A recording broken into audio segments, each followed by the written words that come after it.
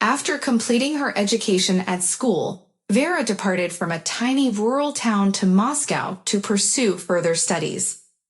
One day, she visited a club with her companions and encountered Stas there. A Moscow resident, attractive, and his parents had gone on a year-long business journey abroad. She fell deeply in love with him and promptly relocated to reside with him.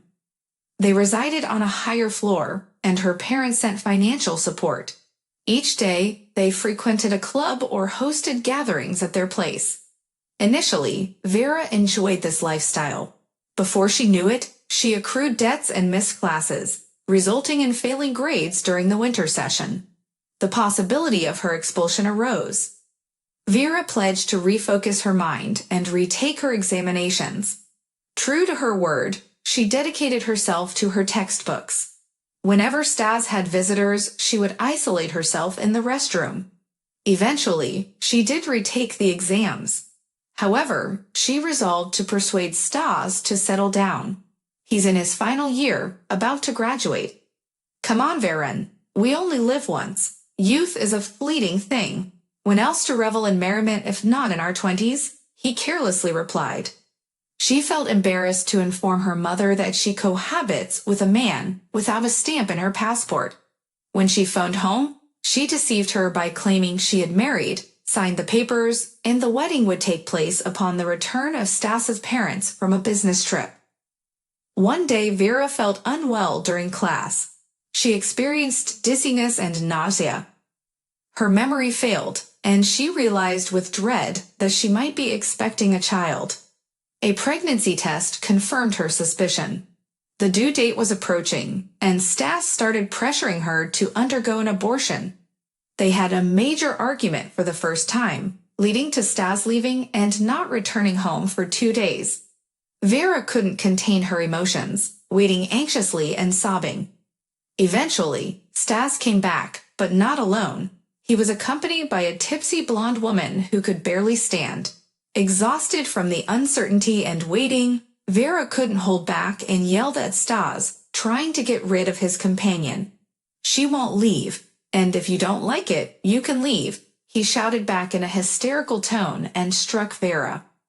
She seized her jacket and hurriedly departed from the residence. She strolled to the dormitory. Sporting a puffy cheekbone, with mascara smudged on her cheeks, shedding tears, Vera knocked on the door. The custodian took sympathy and allowed her entry. The following day, Stas arrived, expressed remorse, vowed never to raise his hand to her again, implored her to return. Vera believed him. All for the sake of the baby. She barely completed her initial year. She dreaded returning home. What would her mother utter? Nevertheless, she feared remaining in Moscow. Stas's parents were expected to come soon, and she had a belly and appeared dreadful. Soon her parents arrived from a business trip. Upon discovering that Vera was from the province, and that she had recently moved to the second year, her father initiated an unpleasant conversation. He offered Vera money to depart and leave their son alone. What sort of dad is he? All he does is partying and clubbing. Or perhaps it's not his offspring at all. I'm proposing you a significant amount of cash. Accept it and head to your city, to your parents. It'll be sufficient for the initial time. Believe me, it'll be better for everyone. It pained Vera to hear that. From shame, she was prepared to descend through the ground. Stas did not intervene, listened silently. Vera did not take the money, although later regretted it. She packed up and departed to her mother. And she, the moment she spotted her daughter with a belly on the doorstep, so immediately comprehended everything. "Why did you come alone?" she asked cautiously. "I understand that you did not marry. Did the Muscovite enjoy himself and ejected you? Did he at least give you money?" asked her mother, not allowing her daughter into the apartment beyond the hallway. "Mom, how can you? I don't need his money." "Why did you arrive at my place? You and I were scarcely getting along before. I believed my daughter had found her fortunate pass, married a Muscovite, residing in luxury. However, she returned to me with a belly. How will we manage to accommodate 4 of us in this place, and with a little child?" "Why the 4 of us? Vera inquired in a slumped tone, not comprehending anything. Because while you were in Moscow, I also acquired a companion. Why? I'm not old yet. I also desire to find happiness as a woman. I raised you alone. I had no time to contemplate myself. I can live for myself now. He's younger than me. I don't want him to gaze at you. Where can I go, Mom? I'm going to give birth soon, Vera whispered, barely holding back her tears. And return to your husband, or whoever he is to you. He made you a child. Let him provide for him, take care of you. The parent remained firm. No compassion or empathy Vera noticed in her gaze. They hadn't had close connections earlier, and now it was as though Vera conversed with an unfamiliar person, not her own mother. Vera grabbed her purse and departed. She walked away from the residence, settled on a bench, and wept. Where to venture? Who requires her? If even her biological mother doesn't concern herself with her and her upcoming grandchild. She even contemplated stepping onto the road and hurling herself beneath a vehicle. Nevertheless, the infant in her womb stirred uneasily, as if sensing something. Vera lacked the courage to let it perish in agony beneath the wheels. Vera. An unexpected acquaintance halted in front of her. She raised her eyes, but tears obstructed her view of the face. It's me, Sonia Smirnova. We were classmates at school. Why are you weeping? She seated herself beside Vera, and then observed her pregnant belly. Are you expecting? Vera burst into tears and disclosed everything to her former schoolmate. You realize, let's head to my abode. My folks are at the country house until autumn. You'll stick around with me for a bit. You can't spend the night outdoors. And then we'll come up with something. And Vera consented. And where to venture? Her legs were weary, and she felt famished. Get comfortable. Don't be bashful, stated Sonia, ushering Vera in. Vera blissfully settled down on the plush couch and extended her legs. Sonia hurried to the kitchen. Now I'll nourish you. I labor at the hospital during my break. I'm studying at medical school, she hollered from the kitchen. I heard you're studying in Moscow. I did, Vera said softly and shut her eyes. 2 days later, Sonia returned home from work elated. We possess an elderly lady reclining in the hospital room. She cannot ambulate after a stroke, but her mind is sharp. Thus, her daughter arrived today. We summoned her because it is time to release her mother. Nevertheless, her daughter declined to accommodate her. Can you envision it? She asserts she dwells in another town. Her spouse won't approve. They reside in 2 chambers with 3 children and she says I cannot take her mother in. And she's so plump, adorned in lurex, it causes my eyes to moisten. She implored us to aid her in finding someone to attend to her mom. I thought of you. She anticipates us after 5:00. Did you inform her I was going into labor? Vera inquired . No, said Sonia, perplexed. Let's depart. There's no one else who wishes to go anyhow. Be prepared. Don't display your belly excessively. You'll observe she'll accept you . What are you doing? How can I care for an ailing elderly lady while I'm pregnant? You have to reposition her, cleanse her, change her diapers. Vera wailed fearfully. I'll instruct her. You don't need to cleanse her every day. I'll arrive and assist. Vera, it's the finest way out for you. You'll have a place to dwell. And the elderly lady, she's tranquil. She's not unkind. And when I deliver a baby, how will I cope with a tiny child and her? Vera wouldn't cease. When you give birth, then we'll contemplate it. I'll support you, echoed Sonia. Accompany me, Vera.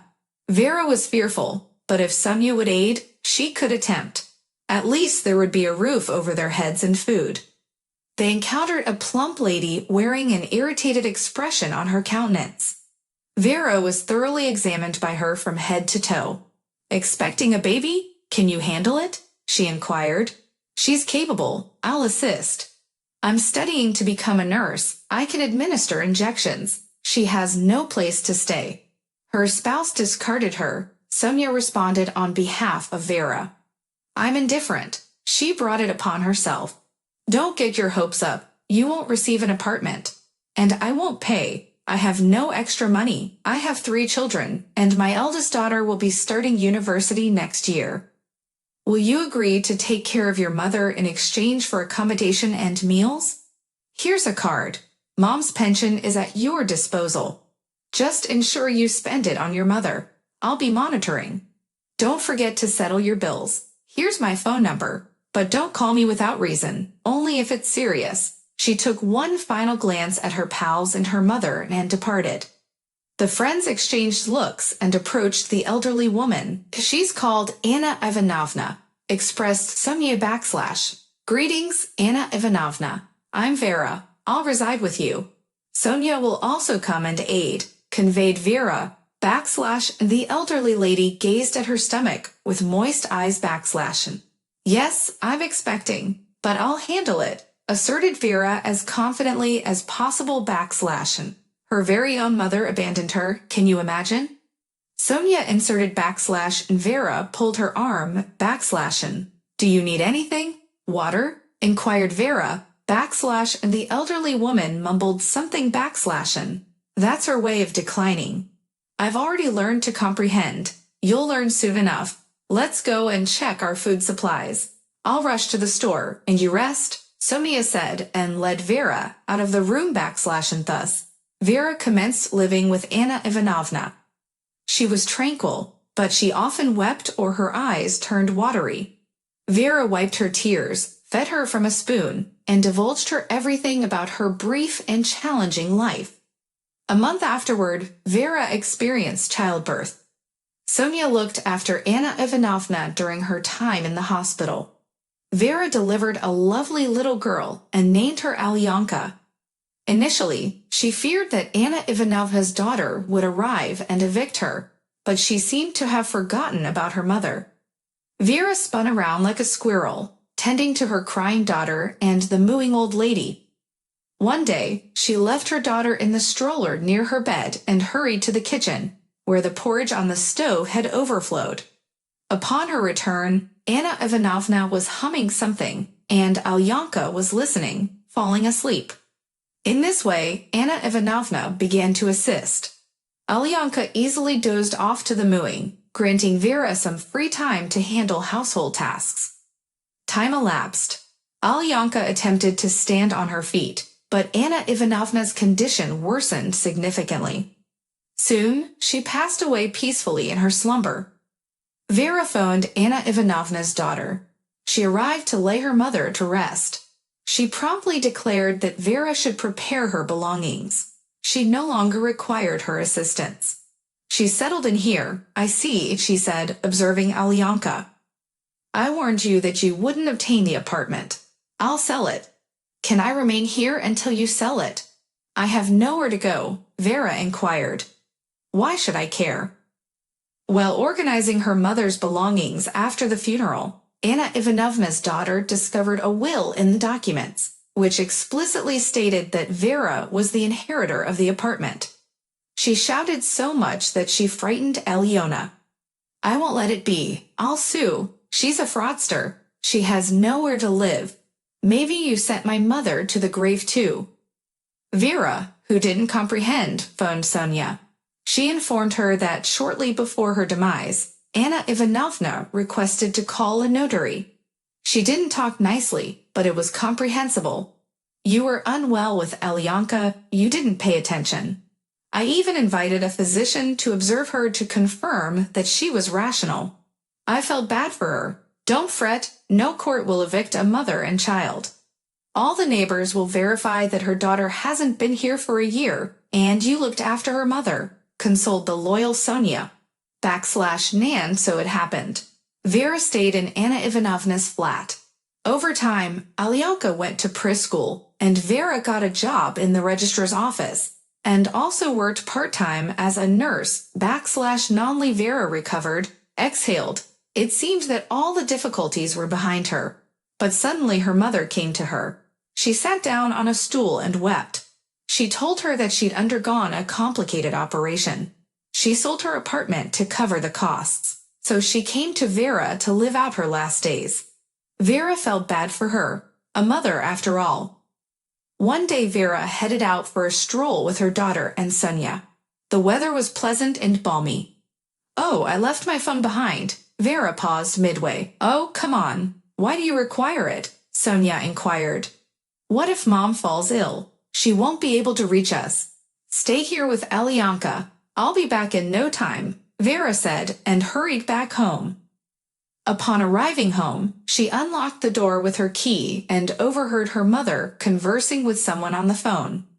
Vera picked up her mobile phone from the nightstand and was about to leave when she overheard her mother saying, "She's gone for a walk. She can't hear. I missed you too. Be patient for a while. I hardly spend any money and I'm saving for the rent. So soon I'll have the correct amount. Me, a great actress, died within me, and I'm putting band-aids on my stomach." "Mom," Vera exclaimed, stunned by what she heard. Her mother flinched, looked around, and moved the phone away from her ear. "How did you manage it? You deceived me about the procedure, and you didn't sell the flat, but leased it? Are you repaying your lover's obligations? Have you forgotten when you evicted me while I was pregnant? You're a monster, Mom. People like you shouldn't have kids. You misunderstood, I jest." The bewildered mother started to justify herself. "I understand it correctly. When I return from my stroll, I'll ensure you're not here." Vera rushed out of the apartment, slamming the door. "Mama's coming," said Sonia to little Alyanka, but upon seeing the tears in her friend's eyes, she remained silent. And they strolled toward the park. "Vera, why are you quiet? What happened? With Mom?" Sonia asked anxiously. "With Mom? It's just as fine. Can you imagine? She deceived me. She didn't undergo any surgery, and she didn't sell the flat, but rented it out to save money. She came to leech off me to repay her lover's debts. She told you that?" "Undoubtedly, she informed me. I overheard her conversing with her paramour on the phone. And the way she was groaning, she could barely shift her legs, resembling a dying swan. I ensured to attend to her, didn't permit her to do anything. And if she had been truthful with me entirely, I would have allowed her to survive. She's my mother. And so, how should I handle her after that?" Vera wept uncontrollably. "To commit such a vile act against me. What are you planning to do now?" "Perhaps I'm mistaken, but I can't forget how she expelled me when I became pregnant. Do you recall what I endured? Looking after an elderly woman with a baby, taking care of a bedridden elderly woman, enduring dreadful odors, exhausting myself. If it wasn't for you, I don't know what would have become of me." "Jesus, why? Everybody's mothers are just like Moms, but mine. Regrettably, you are unable to select your parents. It's challenging for me to offer you counsel.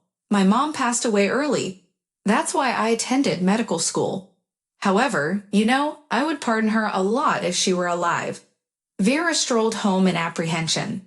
Sonia's words brought her to her senses. A mother, after all. She shouldn't do that to her. Otherwise, how could Vera be superior to her? But her mother wasn't home. She was gone. Vera breathed a sigh of relief. Hate begets hate. If the mother doesn't love her daughter, what kind of love and assistance does she desire in return? The mother returned to reside in her apartment, and her lover departed when she couldn't settle his debts. When her mother became seriously ill a few years later, Vera cared for her for the remainder of her life.